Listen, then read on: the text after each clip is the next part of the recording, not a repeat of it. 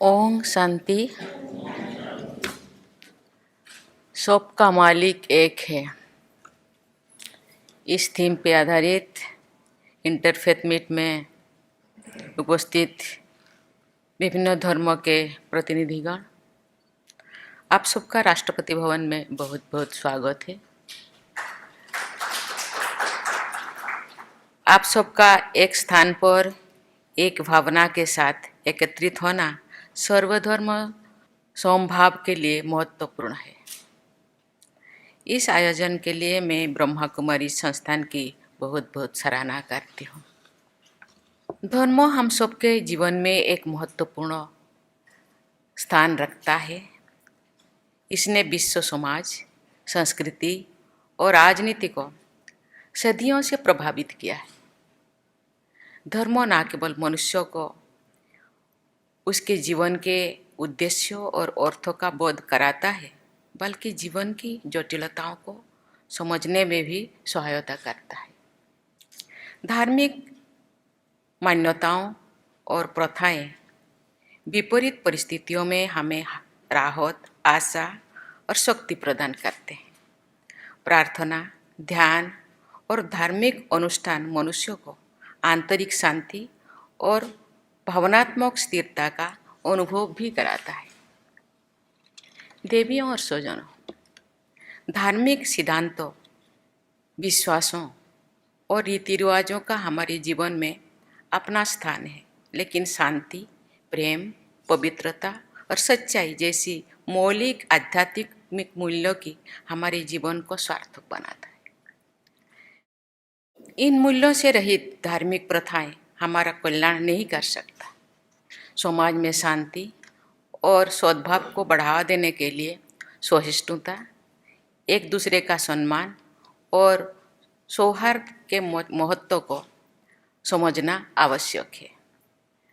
राष्ट्रपिता महात्मा गांधी के अनुसार मानवता का धर्म ही वास्तविक धर्म है।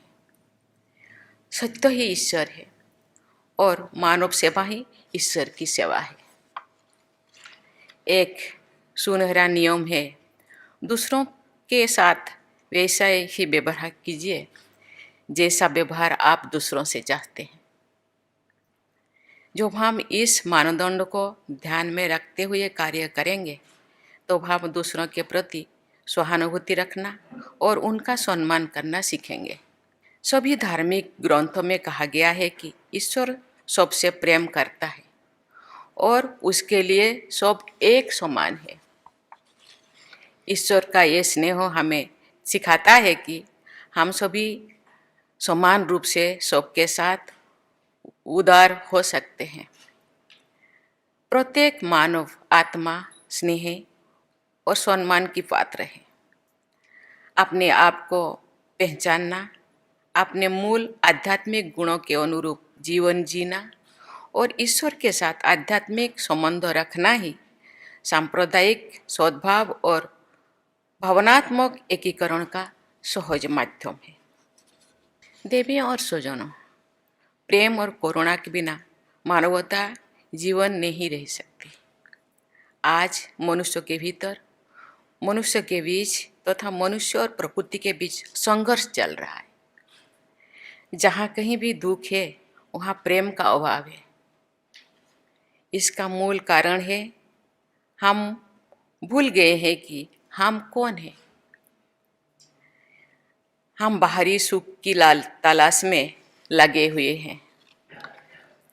हम अपने संकल्पों और व्यवहार से जो शांति, प्रेम और खुशी का अनुभव कर सकते हैं उसे छोड़कर मृग तृष्णा के पीछे हम सब दौड़ रहे हैं। हम दूसरों से अपने तुलना करते हैं और जब हम देखते हैं कि ये हमसे ज़्यादा खुश है तो हम असहिष्णु या ईर्ष्यालु हो जाते हैं। उनके पास जो कुछ है उसे पाने की इच्छा करने लगते रहे।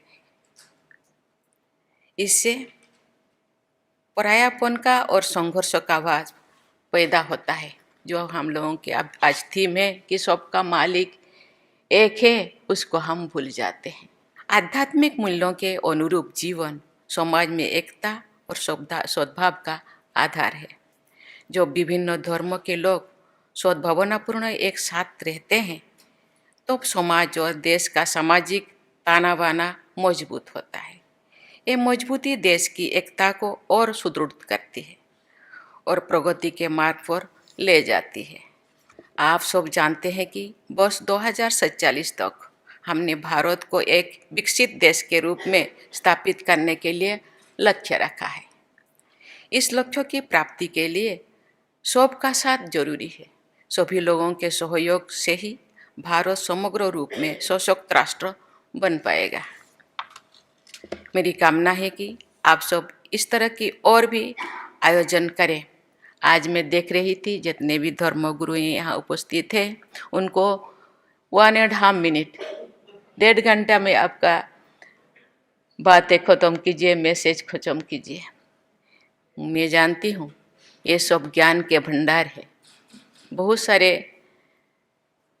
ज्ञाने घंटों भर ये लोगों को दे सकते हैं। मुझे लगता है इस तरीके का आयोजन हम लोगों को करना है, आप लोगों को करना है। मुझे पता है कि ब्रह्मा कुमारी संस्थाएं बहुत ही सशक्त है। पूरा दुनिया में उनका संस्थाएं हैं, सेंटर्स है, और इस तरह के आयोजन कर सकते हैं। और एक जगह सभी हम जानते हैं रास्ता अलग अलग है, लेकिन डेस्टिनेशन तो एक ही है।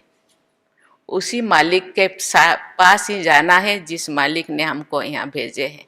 हम रास्ता अलग अलग चल रहे हैं, लेकिन उसी दिशा में ही चल रहे हैं। कोई ट्रेन से, कोई फ्लाइट से, कोई उत्तर से, कोई दक्षिण से अपना रास्ता पकड़ के जाते हैं, लेकिन जाना तो वही पर है।